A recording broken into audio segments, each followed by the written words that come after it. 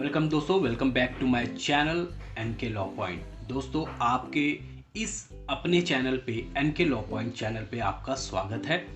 दोस्तों, इस चैनल पे आपको बेसिक लीगल इन्फॉर्मेशन से जुड़ी हुई जानकारी दी जाती है जो आपकी रोज़मर्रा में काम आने वाली बहुत ही इम्पोर्टेंट जानकारी है। दोस्तों, आज का जो टॉपिक है, आज का टॉपिक ये है कि क्या हमें किसी से ओरल एग्रीमेंट करना चाहिए या नहीं। ये ओरल एग्रीमेंट कितना खतरनाक होता है और ओरल एग्रीमेंट हमको करना चाहिए या नहीं करना चाहिए, इस वीडियो पर आपको इसी जानकारी के बारे में बताता हूँ। दोस्तों, सबसे पहले आप ये ध्यान रख लीजिए कि अगर आप किसी से भी कोई काम करवाते हैं या आप कोई मेजॉरिटी के साथ कोई काम करना चाहते हैं तो आप उसका एग्रीमेंट जरूर कर लें और आपको ये एग्रीमेंट लिखित में करना चाहिए। मान लीजिए आप किसी कंपनी से कोई काम करवाते हैं तो आप मेमोरेंडम ऑफ अंडरस्टैंडिंग साइन करवा लें, या आप अगर किसी से कोई पैसे का लेन देन करते हैं या किसी से कोई प्रॉपर्टी खरीदते हैं या आपने उसके कोई एडवांस पैसे दिए हैं उनको, तो ये एक एग्रीमेंट के साथ होना चाहिए। दोस्तों, कोर्ट में अगर आप केस करते हैं तो कोर्ट एविडेंस मांगता है कि आपके पास क्या एविडेंस है, क्या आपके पास प्रूफ है। दोस्तों, कई बार मेरे पास सवाल आते हैं, क्वेश्चन आते हैं कि मैंने फला कंपनी में काम किया मगर वो कंपनी मेरे पैसे वापस नहीं कर रही है, मेरी सैलरी नहीं दे रही है। तो दोस्तों, आप किसी कंपनी में अगर काम करने के लिए जाते हैं, आपकी ज्वाइनिंग होती है, तो आपको इस बात का हमेशा ध्यान रखना चाहिए कि आप उस कंपनी से ज्वाइनिंग लेटर लें।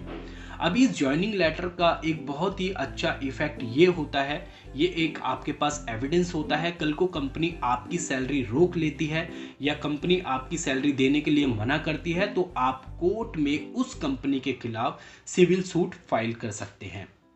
दोस्तों, ये सिविल सूट आप कोर्ट में तभी फाइल कर सकते हैं जब आपके पास कोई एविडेंस होगा।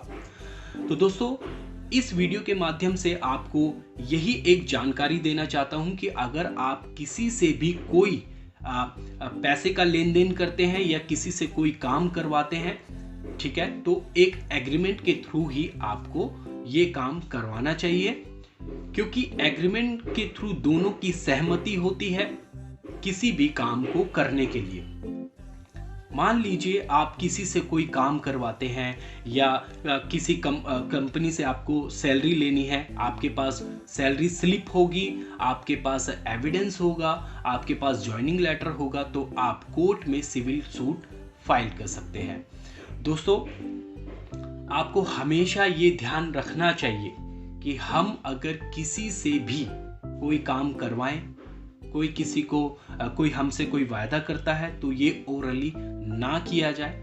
इसका हमारे पास पक्का प्रूफ होना चाहिए, एग्रीमेंट होना चाहिए, ये एग्रीमेंट लिखित में होना चाहिए।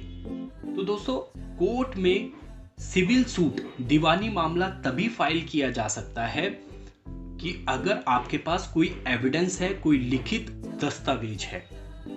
तो होप दोस्तों आपको ये बात समझ आई होगी। देखिए दोस्तों, अगर आप कोर्ट में सिविल मामला उस बंदे के खिलाफ फाइल भी कर देते हैं, तो अगर आपके पास कोई पक्का प्रूफ नहीं होगा तो कोर्ट उस मामले को, उस सूट को खारिज कर देगी। अगर आपके पास प्रूफ होगा तो उसकी सुनवाई की जाएगी और ये देखा जाएगा कि आपके पास जो भी वैलिड प्रूफ है, एग्रीमेंट है, उसके बिहाफ में आपकी ही जीत होगी, क्योंकि आपने पक्का एग्रीमेंट, लिखित एग्रीमेंट करवाया था।